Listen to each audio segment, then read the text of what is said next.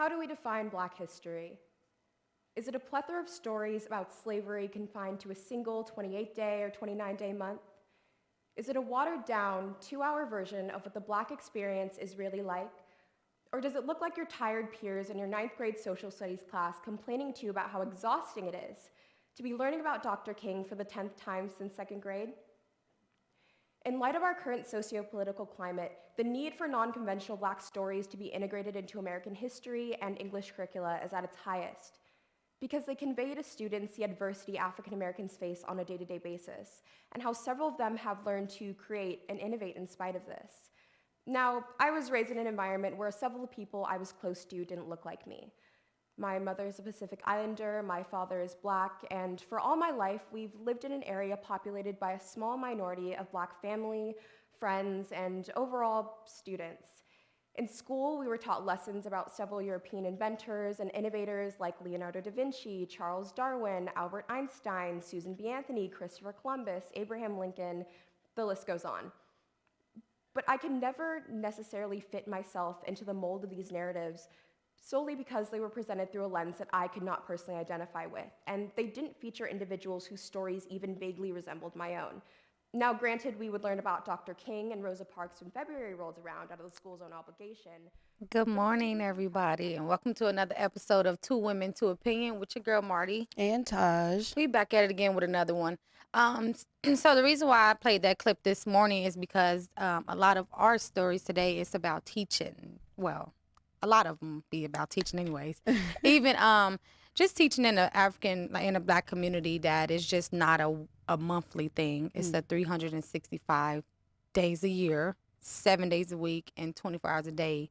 That Black history is also American history. Black history is American history. So that's all that was really about starting it off. But we can get right into it today. What you got for us, Taj? Yeah, it's your turn. Well, first and foremost, I'm glad that we have this space where we can share our Black experience. So Yes. happy Black History Month. But first up, no, I'm not teaching nothing in this first story. I wanted to talk about Yee. Okay, I feel like bruh man kind of sort of is losing it, and ain't nobody around him to snatch up his phone, or I don't know. We don't know the logistics. But here's my clip. Doesn't want to be with him. He's losing his family, and Jesus so Christ, Yee. seems like he's blaming Pete Davidson for that. Yeah. And I can't say that it's his fault, but It's not. As far as Pete Davidson's side, a source said he's focusing on his relationship with Kim and making sure she feels supported. The rest is just noise. Now, in addition to this, he got into it with Kid Cudi somewhat. Now, I guess he feels betrayed because Kid Cudi is friends with Pete Davidson. And so he posted, just so everyone knows, Cudi will not be on Donda because he's friends with you-know-who. We all speak in Billy language now. He was referring to Billie Eilish. Billie Eilish saying she didn't name names, and never said Travis Scott's name while on stage when she was helping somebody at her performance when he had asked for an apology from Billie Eilish. It's a lot going on here. Now, Kid Cudi responded, "Too bad I don't want to be on your album, you effing dinosaur. Everyone knows I've been the best thing about your album since I met you. I'ma pray for you, brother." Not a dinosaur. So I'm just like, I mean, we literally last week we're talking about Black mental health, Yes. and I'm not saying like he has an issue. I'm just saying he's going through a lot, and it seems like the people that he's around aren't taking note, or maybe they are, and they're very much in a space like if we say something, he gonna fire us. So or Because he batshit cut us crazy. off. Yeah, I mean, like his whole thing, like he was friends with Kid Cudi, and he's cool with Pete Davidson. Not that that should matter, you know what I'm saying? And now they not cool. It's like we starting beef and wars everywhere, and we have no real focus. So I'm just concerned for the man's well-being. I think we're not talking enough about what it comes to being a Black man in that industry.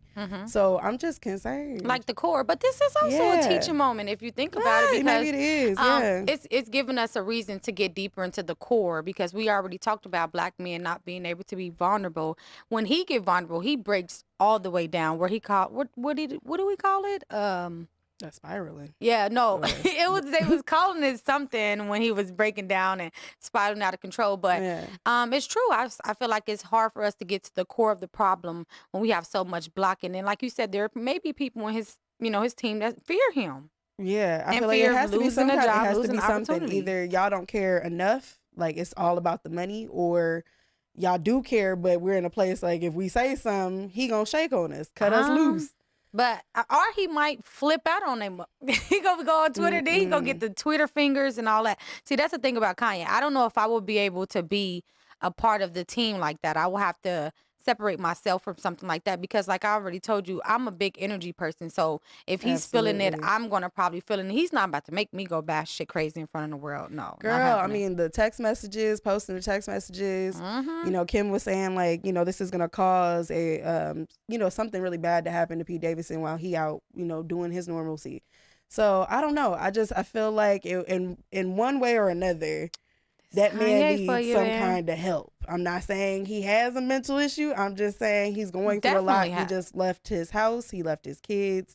You know, his marriage is ending. So I just think like we're watching him spiral, and it's cool for a joke, a kiki, but at the end of the day, I really think he's going through something. I'm not going to say I don't think it's not mental health because I think it is mental health. Right. Honestly, I do.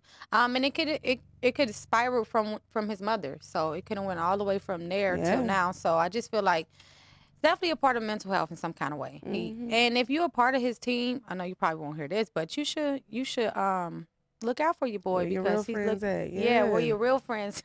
Take the boy somewhere and let go chill or something. Right, put him on an take island. The Take his phone away from Will him. somebody take his phone? Take his phone Take away from his him. phone. Let that be. What you got for us, Marty? All right, so I had it's called Reuben Report. So it's a podcast, but it's just different reports. And I watched this clip today. It was very interesting to me, so I want to talk about this.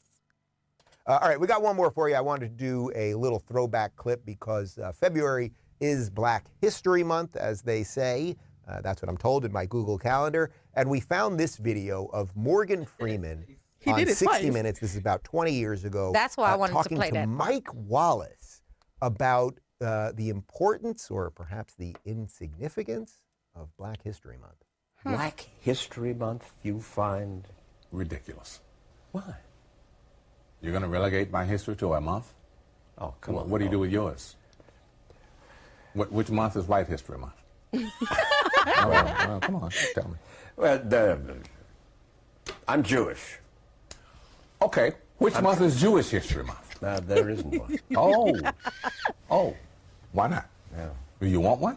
No. No, I don't need it. Scared the shit out of that I don't man. want a Black History Month. Black history is American history.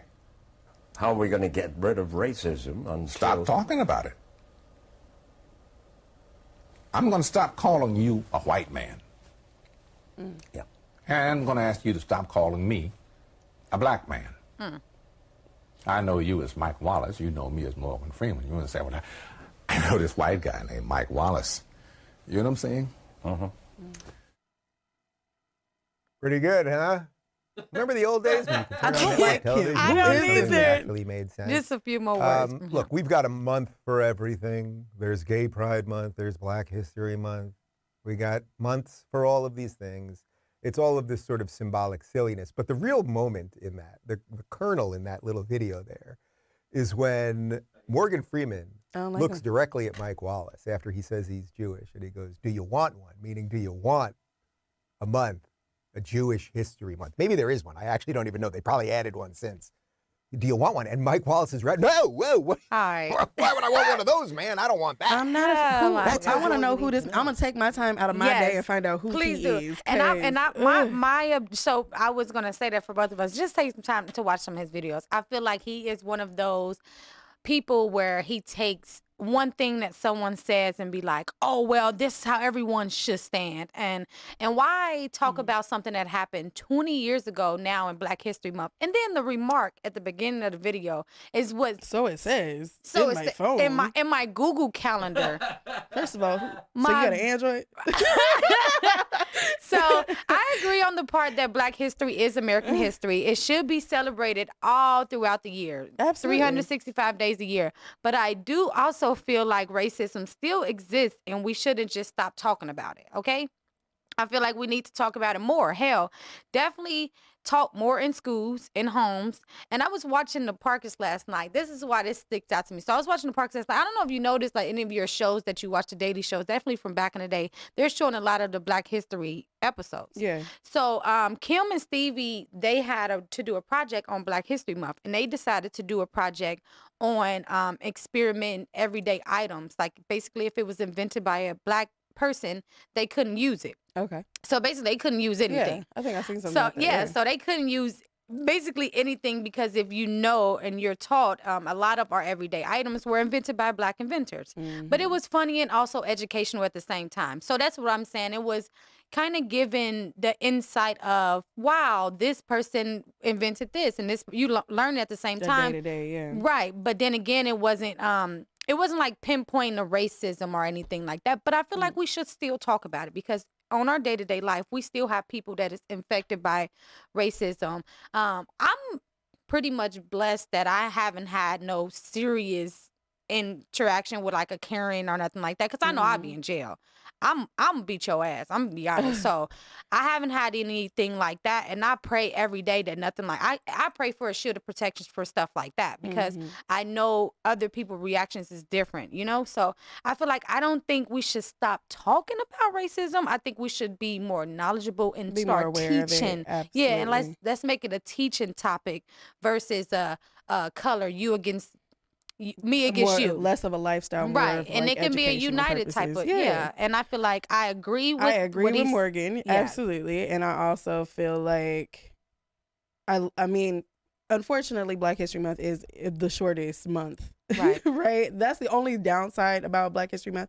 But I do like the emphasis that we have a month to just be as Black as we want to be celebrate who we are as a people, right? Because for so long we were stifled. So I mean, I 100% agree with what he was saying, and at the same time, like, I get the relevance of having Black History Month and, you know, any other month for any other culture. I get the underlying undertones to having something like that, like to celebrate your own culture and feel like everybody, not necessarily forced, but everybody has to acknowledge Yeah, us, I right? agree. So Bath and Body Works acknowledge us.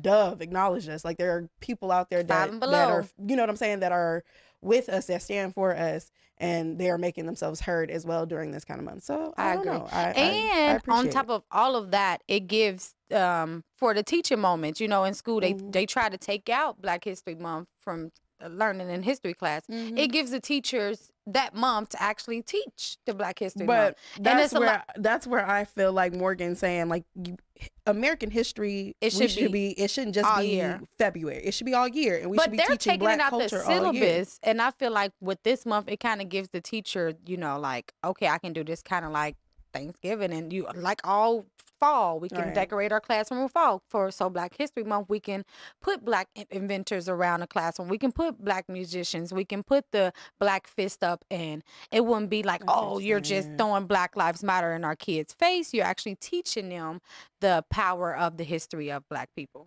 So. Okay, I see what you're saying. Yeah, I was watching a lot of them little stories about the kids and stuff, and I think it's pretty dope. No shade, I think it's dope that they still allowing them to teach. But I feel like it's only crazy that they only allowed it in 1 month. But at least we get it. I'll take 1 month out of no days at all being taught the Black history. For our Absolutely, children. but I stand with Morgan. It should I just definitely, be taught hell yeah, I'd year stand around. round. To shift, I mean, while we talking about Black history, I recently have gotten really into the Soft White Underbelly series. They do like a nice little docuseries on YouTube, different styles of stuff. They've done interviews with pimps, prostitutes, sex offenders, disabled people, just whomever. So they did an interview last year with a KKK member, and I figured this is the perfect time to talk about it. Let's talk about it. Superior to other races? No, I never said that. I'm not a white supremacist. I'm not a white, I don't consider my race superior to anybody. But we do have a lot of accomplishments that is left out, that we've done a lot of great things. I'm a white separatist. I believe that we should be separated, but I don't consider the white race superior to anybody. I believe that the white race is the most beautiful thing in the world. It's like, do you even want me talking about my ex-wife? It's up to you. I mean, we're not going to mention her name. Okay, so I don't see how somebody, I'm going to tell you something about the beauty of the white race. Somebody can be Norwegian. My ex-wife was Norwegian ancestry. How you can be Norwegian, or how you can be anything European, and then sell your race out and not be proud of your race. The Norwegian people are some of the most beautiful. It's beautiful. It's beautiful women. I mean, the woman that I was married to was amazing. That was my trophy wife, I guess you could say. And but how can you be? I'm English ancestry, but how can you be German or anything like that? I consider that. Now, it's all the white race, but that is a superior. You want to talk about superiority. Norwegian, anything like that, that is a superiority of the white race. But how can you not be proud of that? If you want to talk about superior, that is superior. That ancestry. Like I said, I'm English ancestry. I'm Howard. All my people come from England. So, and most people in the South are that. They're English ancestry. So, but how can you be a pure? I'll call that pure Aryan race, and not be proud of that, and not stand up for that. I don't. It amazes me. So, as I'm watching this interview, because it's only 20 minutes, it was a mix of emotion, right? Like, for the longest time, we always felt like the KKK were the boogeyman, essentially. Right? You don't know where they're coming from. You don't know who they are. And now we're putting, faces to names. Right. You see what I'm saying? Like he said during this interview, he is the imperial wizard, whatever that is, in the KKK. So for me, like listening to him, he sounded extremely uneducated. Like, just he about didn't even sound Black like he knew his history. No, and then he kept asking else. like certain questions, like what is the stance for the KKK? Like, what are you fighting for? And he did the typical like run around exactly like what it is that they want. But one of the things that he kept emphasizing is that we believe in separation. Like, we want, just the white race to be with the white race, and we want the Black race to be with the Black. We need to build a wall and just separate each other. I believe that, we shouldn't be mixing races. So I'm like, if that's all that y'all are stressed over is separation, why not separate yourself from where you are? Exactly. Right? Because there's mixed babies already are happening, and we've already you yourself are I guarantee if you did like an ancestry, you yourself probably has some kind of melting pot inside of you. So I'm just very much in a space like I'm listening to this man, and I'm hearing what he's trying to convey. Nobody's just one race. He kept saying like I'm not a bigot, but I'm a racist. I'm like, sir, that's basically the same damn thing. Like, what are you saying? I'm not a bigot. What, you don't like the term bigot? No. Racist sounds better. And then he was asked about, well, if you want separation, right? You want separations of races. What about gay people? Like, the KKK is known for not liking, the gay community. And he was like, well, I feel that, at the end of the day, love has no color. Love sees no color. Oh, gosh. And I'm like, that's not what he asked. Because there are gay white people, and there are gay Black people, and there are gay whomever. Like, you know what I'm saying? So what would you do about that? Is there a separation between love and your beliefs? He was like, I don't have hatred in my heart. I was like, I feel like to some degree you do, because you only feel like your race, not that it's superior, but his race should only be with his race, and Blacks should only be with Blacks. Like, forget, you say that love sees no color, which, again, the question was, how do you feel about gay people as far as separation?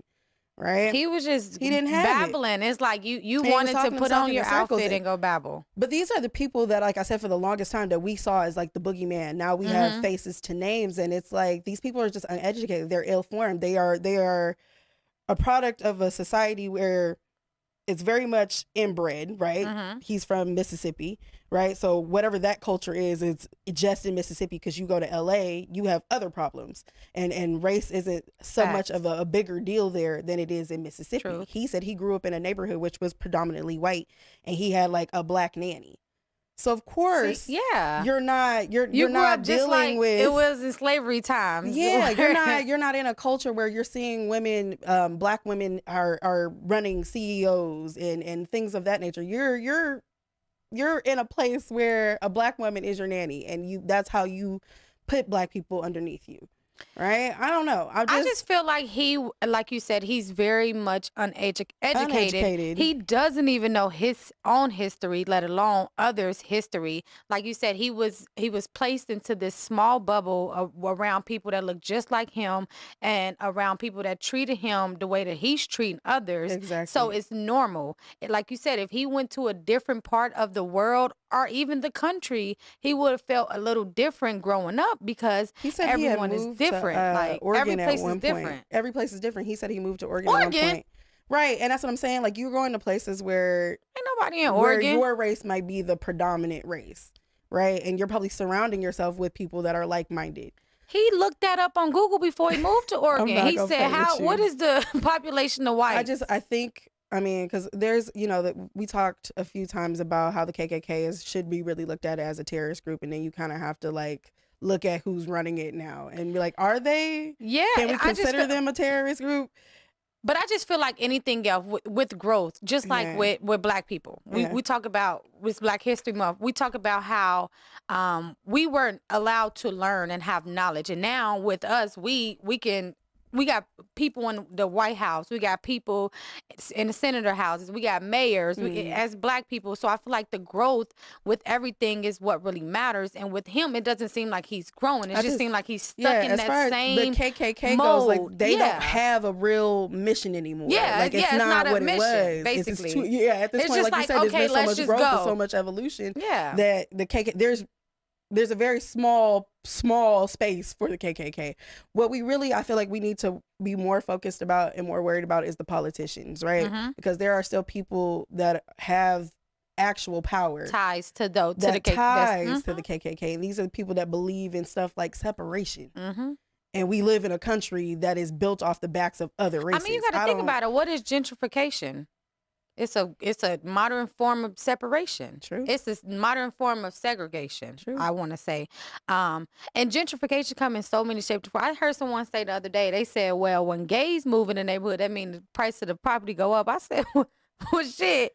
when did this start happening? Now we got this stereotype that it's just too much." So I just feel like I should be able, no matter what neighborhood I lived in. I lived in the hood. I done lived in the suburbs. I done lived in a trailer park before. Mm-hmm. I still was able to go outside and walk my motherfucking dog. So if you in that environment where you feel like everyone is out to get you, everyone is going to be out to get you. And I feel like that's where the form Karen and the form prejudice come from, is you're out to get me. You can do better than me, and I fear that you can do better than me. Absolutely. And I just feel like that's where separation comes from. Because I honestly, I want to see everyone do good. I don't care what you look like. I want to see everyone succeed. And I feel like if we get more people like us in the world, we can outwash the whitewash. Is what we're gonna say. I'll just say that because I don't want to say that. She looked over at Quan like, because you white, Quan. My bad. But you not. But then that's another thing like this. Like people, like we're here in his studio and he's treating. Well, I'm on this side. I mean, we're in your studio and you've treated us with nothing but love since we've met first day. And I feel like people like him, white people. but people like him will probably look down on you as if you were doing something improper, as if they you call wasn't. me the W word. What, a wigger? Yeah. Oh, really? I called that a lot, yeah. Ew. See, and I feel like someone like him wouldn't be able to see your growth. Because I grew up in the hip hop scene and all that. But so you don't, and if it's a white dude that hangs out with a lot of black people or it's other automatically races, that. Yeah, that's terrible. And I don't, and you know what's crazy? You know how they they've been doing this before we move on TikTok and stuff, when they got the like girls talking black and the boys talk. Quan don't talk. He talk like him. He's just Quan. Right. He's just his person. And I feel Quan like don't try to imitate or be. But us. that's growth of the world that we live in. You know what I'm saying? Like I don't look at the next person down on anyone, no matter what their race is or what they have going on. I feel like that's kind of what he does and what we do. So I mean, hell, moving right along, it's a whole lot of black shit going on. Black history. We real black today. Yeah. Oh, we can go ahead and take it to halftime break. I'll talk about my next story when we come back. All right. So halftime break. Y'all know what we do during this time. If you want your small businesses or music to be shouted out, just message us on either one of our pages. Yes. And subscribe to our YouTube channel. Like the Vegas Hype Media Network pages. You can go to vegashypemedia.com And then at the top of the screen, there's all of the social medias. Just click it and follow them from there.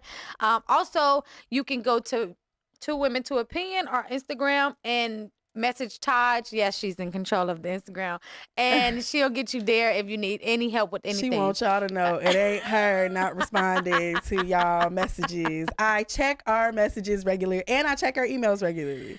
Okay. Well, for the small business shout out, we first start out with Vegas Hype Media. Make sure y'all like the page, Vegas Hype Media. I did that on purpose. VegasHypeMedia.com, y'all. And make sure you go like all the pages. Next, we got Famous Gems, famousgemz.net. You can find all your lashes and your mar butter. Shout out to whoever placed the order for some mar butter in Houston yesterday. That was dope. I don't know who that is, but thank you.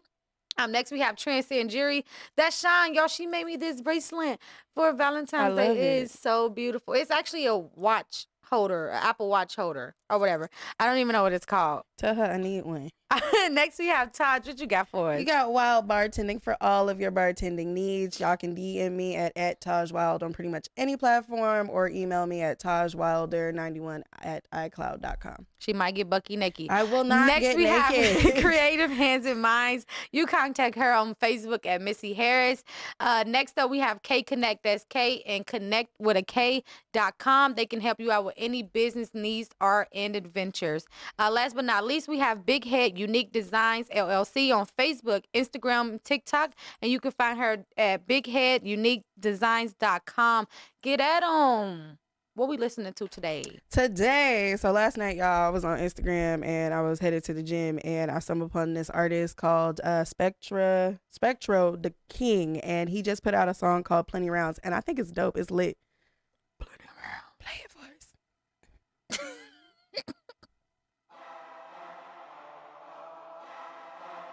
Plenty rounds, nigga.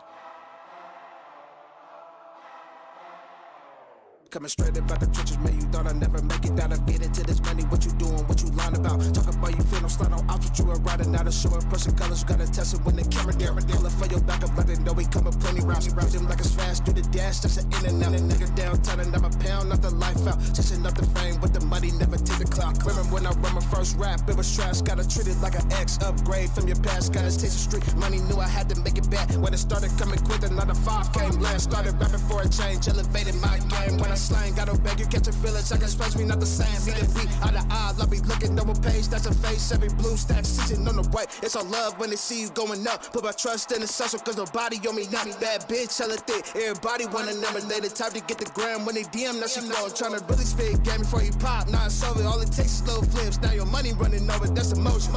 Ain't nothing really just colder than your shorty keeping tracks on your moves with a photo coming straight up out the trenches. Man, you thought I'd never make it out of getting to this money. What you doing, what you lying about? Talk about you feel no side on ops, what you are riding out. Show a person colors, gotta test it when the camera down. Color for your backup like they know we coming plenty rounds. Treat them like it's fast, do the dash, that's an in and out. Take her downtown and I'm a pound, not the life out. Chasing up the fame with the money, never take the clout, nigga.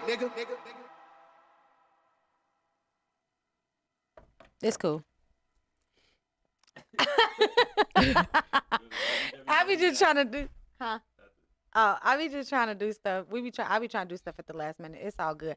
All right, so my next story right here is. She really do that. I do. Can you do this right now? Like right this second? It's another Black History Month story. I definitely want to pay homage to all the people that's doing work out there for the community. Like, it's super dope. So this nonprofit organization is called Street Code, and they're equipping kids with tools for success. And I think this is a pretty dope situation right here. Let's play the clip. This Black History Month, KPI X5 is highlighting Bay Area leaders making a difference. Our Jocelyn Moran tells us how one nonprofit in East Palo Alto is giving young people of color the tools to become the leaders of tomorrow. East Palo Alto, also known as EPA, a city full of culture, history, and young people with ambitious goals. Only Highway 101 physically divides East Palo Alto from wealthy, affluent Palo Alto. Yet in some neighborhoods of EPA, you could be just blocks away from a tech company, and you may not have the access to technology or the resources to be successful. Nonprofit Street Code aims to change that. We offer free technology training to communities of color. And so that means we offer classes in coding and entrepreneurship and design. Street Code just marked 5 years as an organization, providing classes for free to students as young as 4 years old. Olatunde Shibomahin is among those who started it. When he moved to the Bay Area as a student at Stanford in the late 90s, he soon started to see that while tech was emerging, some communities were being left behind. But when you talk about divides, it's an easy representation about divide in technology. We're in Silicon Valley. There is an abundance of resource, not just financially, but in technologically and educational. And East Palo Alto still embedded in the heart of that still doesn't have access to those technologies. Now they're trying to be the bridge between opportunity and communities of color. The majority of our students are African American. All right, so I just think that's so dope. First of all, they've been doing this for 5 years now.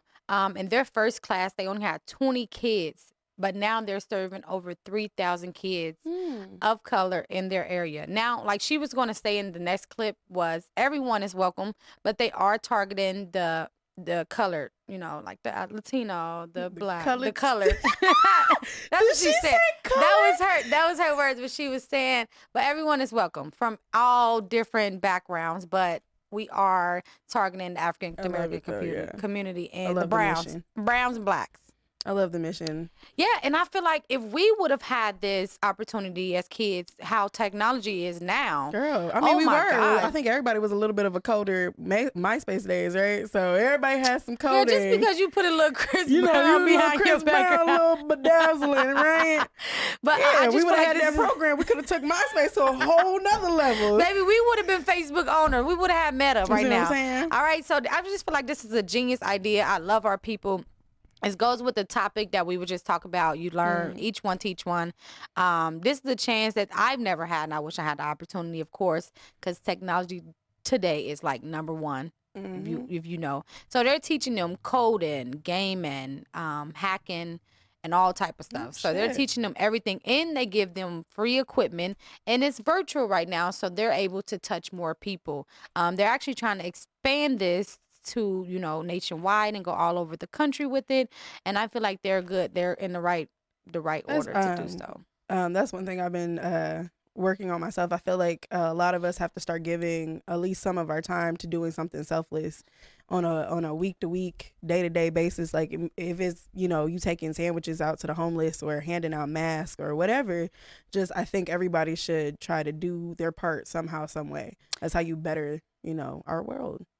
So yeah, I commend them. I broadcast, so giving my knowledge to the people.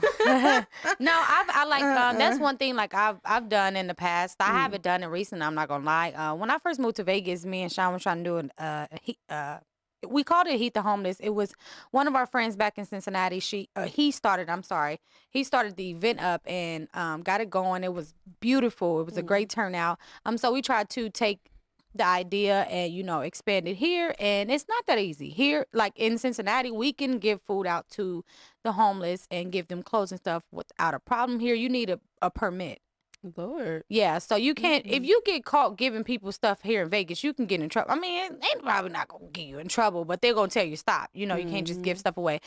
Difference from in Cincinnati, you can literally set up shop and give stuff out to people, cook some food. But you can always donate your time to working for foundations like that one. Yeah. Yeah. So, but, you know, like here in Vegas, it's a lot of different programs that they have to help people. So I can honestly say that. But with COVID, I'm not honestly I don't go outside. You know I don't go outside. She really don't. I don't go outside, so I'm not even going to hold you. Like, I don't even be outside. She go out like once in a blue moon. This is my day outside. This is where I come to every Thursday. I come to the studio. Yeah, other than that, I'm in the house. Like I took the girls out to eat. It was like they was like different scenery. Yeah. So I took them to the library and stuff like that. Like I've been following the guidelines. Shoot, I keep my butt right there in the house. Okay. And you know, like Vegas dropping the mask mandate and everything. Oh girl. I forgot all about that. I still wear my mask. Snatch that bitch right off. I was like, I still wear my mask. But you're vaccinated, so I feel like you have that safe keep. No, I can still get it. I mean, yeah, you can, but I'm just like, I'm tired of them things. They was breaking me out. I was like, I'm over that's the true. mask. Me too. But I still wear my mask. Like I don't know. Like I just feel like it's something. Why they dropping a mask mandate and then for everybody can get sick. No, for everybody can get sick, and then they be like, "Oh, here y'all go, put the mask back on." No, I'm gonna just keep it on, so I won't have to get used to taking it off. How they run LA. That's all. I'm just not about to get used to taking it off because I'm going to keep mine on. All right. I feel you. Moving right along. What else you got for us today, Taj? So I wanted to talk about why everybody is such an outrage over Eminem taking a knee. Let's play the clip first. Let's talk about don't You know what? We know. saw him do it in the rehearsals, and he did it anyway. All right, so whatever. Let's not make him the story that taking a knee. I thought he was great. I thought the hip hop was a great salute to a brand of music that emerged in Southern California, many people say, or certainly in urban environments. And Dr. Dre, and I think people can appreciate where they came from. Of course, the goons at Fox News couldn't help themselves by throwing urban in their analysis of the Super Bowl halftime show. Well, let's talk about Eminem kneeling during the halftime performance. Some people were saying that he defied the NFL by doing that, but according to reports, this was rehearsed. They knew it was going to happen. They said players have been kneeling with no repercussions, so there's no issue with that. Great rumor to put They out, did though. also say they asked Dr. J to remove his lyrics. Eminem white. So, yeah, I feel like the wrong people got enraged, and it was white folks. Like, first and foremost, They keep doing this. Like, first of all, y'all took him taking a knee and just automatically assumed the NFL was not for it. And they had already seen the man rehearse this multiple times. They never once that they tried to say that they told Snoop that he couldn't wear his blue bandana out of his pocket, so that's why he came fully, cripped out. And I was like, come on, G. And then of course, again, they said that they knew about it. It's like nobody ever stopped them from doing the show the way that they wanted to. it's just white people. I'm like, y'all just want to be enraged about something. Y'all want to speak for us, right? But when we ain't saying nothing, then it's back on us. I don't It understand. doesn't matter if you kneel. The national anthem wasn't happening at the time. Right. He could have been kneeling for anything. White What if he was folks tying his wanted to shoe? be upset. Maybe he was okay? doing a Tim Tebow kneel. White folks Oh, just that want to man, be. it- They want to be mad White for people, us. white We people in. appreciate it though. We appreciate. No, the that's what I'm thought. saying. Okay, this is now I was just about to say that. I want to make a point of what you're saying. We appreciate our allies because that's what we consider them. We appreciate our allies, but stop going too far and stop fighting the wrong fight. Sometimes it's cool. Stop taking this much and then blowing it up to yeah, here. like we good. We ain't got no problem with that. We was enjoying the game. We was enjoying that. It was a dope ass performance. It was very dope. It was great. Like it was a good game. And shout out to all my Bengals. We still. Who won? Rams? Yeah, unfortunately. But it was a really good game. It was a really good game. So shout out to all the Y'all know Bengals I ain't fans out watch it. there. We was born Bengals fans. We go die Bengals fans, baby. So we ain't worried about it. We played a good game. We fought a good fight, y'all. The hell? Who are you pleading to? The people that's out there talking all that mess. Oh, don't talk no Anyways, mess. let's go ahead into this Netflix segment. So last week we watched the woman in the window across the street, whatever the hell that long ass name is, the series with Kristen Bell. The chick in the window across the street from the woman in the house. I don't know. But now we actually watched the movie, which is where the show actually originated from. It was a spinoff from the movie. The movie is The Woman in the Window. Let's see the clip. Don't look in people. First of all, okay, let's start by. That's my grandmama. Oh God. Don't look. That was all the people that were mad at Eminem for kneeling. The people that look at other people's window. Absolutely. So don't do that. And do not drink all that wine with medication. Like, what's up with that? Like, people, listen. That's you trying to help her. Yes, no. Be sober if you're going to be on medication. Yeah, be sober. Just medicate if you go be, or just drink. Pick a battle, because that is nuh-uh. Yeah, the movie was crazy, but So that movie is The Woman in the Window, and The then son- the spinoff is the woman across the street in the window watching The in her house. chair, whatever. mind your business, okay? Moral of both stories, mind your business. The son was crazy. The little girl was crazy.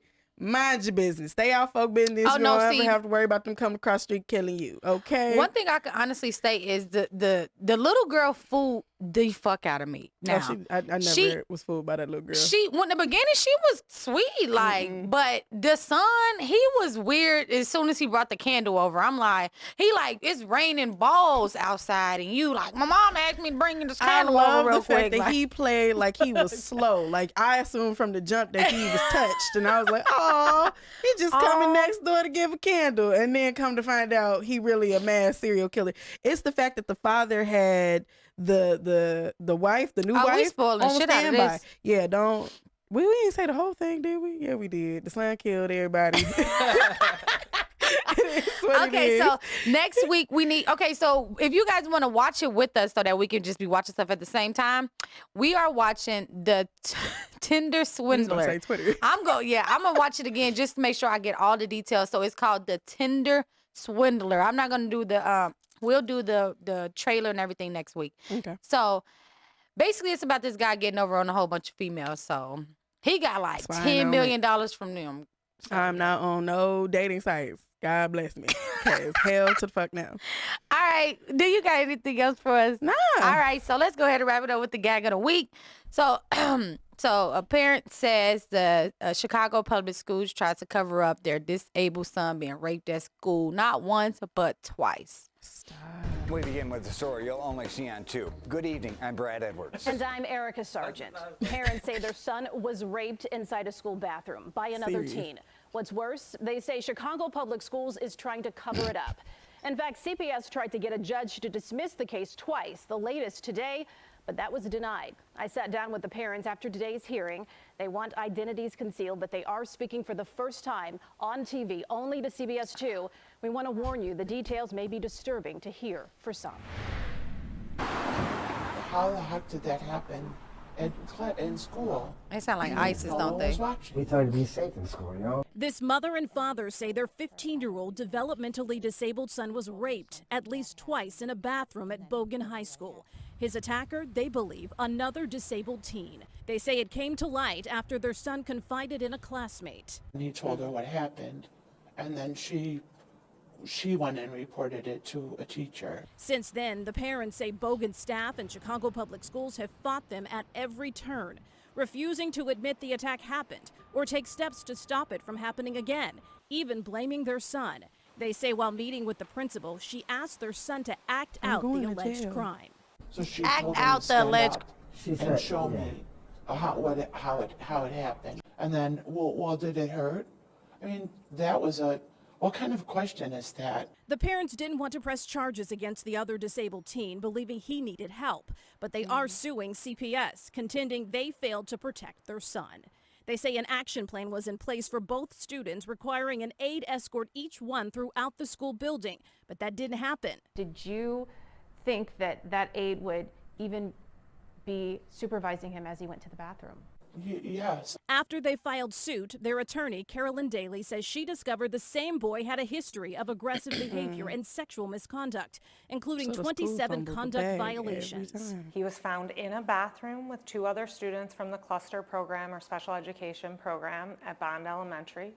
One of the students was bent over in front of him with his pants down. Daly says even after her client was raped at Bogan, CPS didn't take steps to stop it from happening to others. They didn't even bother to tell his teachers or his aides that he was accused of having sexually assaulted another student in a bathroom. They carried on as though nothing happened. Well, what happens when you do that? He ended up sexually assaulting another cognitively disabled child in a bathroom at Bogan High School 8 months later. We spoke to that child's mother in 2018. He told me he was hurt. I'm hurt, and he mentioned blood, and I mean, I went crazy. CPS hired a private law firm, calling this family's son's deposition testimony self-serving and saying CPS had no duty to protect him in the bathroom. The most vulnerable spot for a child at a school is in the So, first of all, my biggest problem with this is that you continue to let these children be around each other after the first incident. This is this child's second time being sexually assaulted by him. Okay? The school should have done something. And then not only did you allow this, you told the parents that it's not my job to protect your child while they're in our custody. In our care, yeah. And then while the lawyer is doing her job, she find out that he actually sexually assaulted 2 other people. So that child didn't even need to be in school. At this point, he should be getting homeschooled, or there should be some repercussions to what's going on so that he will know that what he's doing is not right. Just like the parents said, they're not trying to press charges on the child. They're pressing charges on the adults in the situation that's not paying attention to the children that they're monitor at the time. I mean, you hear about the school system in Chicago all the time, and like how it's, they don't give a fuck about the buildings. There was kids in the middle of winter, and y'all know winters there are harsh. It's like below 0 out there. They're in classrooms with no heat. They're not serving these kids food. So I think that's the school system in Chicago in itself. I agree. Has tremendous issues, but this is an even more bigger spotlight on the injustice that's going on for these students. Like there needs to be something. Somebody needs to be held accountable. And then the fact that they're just pushing it, keep pushing it, trying to push it. They're pushing it back and forth to each other. They're not even pushing it on the road because it's out there clear as day. Yeah, everybody's just. And then the staff member, the fact that they said that, were we supposed to watch your child while they're in the bath? I don't care where my child is. As long as they're on that property of school. That is your job. And then it happened one time. I'm not saying the first time it's okay, but I came to you, let this shit happen again? And then telling me, oh, I don't have anything. The school could have recommended that he be placed in a program where it was just him. Yes. Unfortunately, it's isolating, but until they can make sure he's monitored and not going to the bathroom with anyone else. He should not be allowed in the restroom with no one else. He should be, when he go to the restroom, he should be with his aide going to the restroom. That's it. And I feel like this is so, like, for CPS just to be throwing it over their shoulder, I just feel like it's so lazy. Yeah, it's lazy. I feel sorry for the parents. Hell, I feel sorry for the child that this happened to, of course. But I just feel very much sorry for the parents that they have to even go through this. And then on top of all of this, the CPS didn't want to speak about it. All they have to say is, we did our job. And I mean, well, and then we know they don't have no money, no shade to the lawsuit, but we know they don't have any money. They barely have money for books and shit. I mean, these people aren't even getting paid. Like, they're not. So, I mean, I think there's a lack of concern and bitterness because of the field that they chose to be in. It's probably very right? common. And you're serving a school district or a system that isn't catered to uplift these students, make sure these students are taken care of, make sure the teachers are taken care of. So maybe it's like, a defeative kind of attitude, like, it is what it is. We did what we were supposed to do on our end. Whatever happened outside of that is on you as the parent. So, like you said, I feel bad for the parents. Definitely. Ugh. And if for this, and like Sean said in the comments, it's probably common, which is really sad. So imagine another kid going through this. They go home, and what if they're going home to a parent that don't give a damn? It was multiple students. No, I'm saying I'm saying the case that don't know, because they going home to a parent that don't care, and the parents not even. Because in Chicago, there's a lot of neighborhoods where the parents are, using drugs and not really involved. So imagine that child just constantly going through something every single day. They don't really have someone to talk to. So it's really sad. It's a messed up situation all the way around the board. Like, it's not just the education, but it's a fear living in that city. Like, hell yeah. Stuff that goes on in Chicago, drive-bys on the freeway. You know what I'm saying? People, any and everybody are willing to break into your house just for a little come up. Like, it's ruthless out there. Not all parts of Chicago, but most parts. Right. Well, anyways, thank you guys so much. That was the gag of the week. It was so sad. You guys can find any of these stories on our YouTube when we post it. That news anchor, I cannot. So yeah, they was laughing because the news anchor was like this. Bruh. He had the one eyebrow and everything. He was real serious. Eyes was bug-eyed. I can't. We love you guys so much. Again, if you want your business to be shouted out, please contact us via Instagram and then send your music over to us via email at 2women2opinion, and we out. It's like I don't know what that was. The Harlem Shake. Girl. Oh, I didn't see all that. All I heard was Black the History Month. You can't say nothing about my Harlem Shake. If I do, am I racist?